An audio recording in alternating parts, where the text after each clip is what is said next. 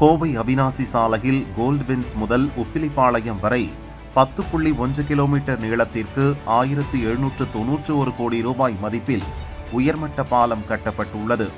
இந்த பிரம்மாண்ட புதிய மேம்பாலத்தை வரும் 9ஆம் தேதி முதல்வர் ஸ்டாலின் திறந்து வைக்கிறார். கோவை மக்களின் நீண்ட நாள் எதிர்பார்ப்பை பூர்த்தி செய்யும் இந்த மேம்பாலத்துக்கு கோவையில் பிறந்த இந்தியாவின் எடிசன் என போற்றப்படும் ஜிடி நாயுடு பெயரை சூட்டுவதாக முதல்வர் ஸ்டாலின் அறிவித்துள்ளார்.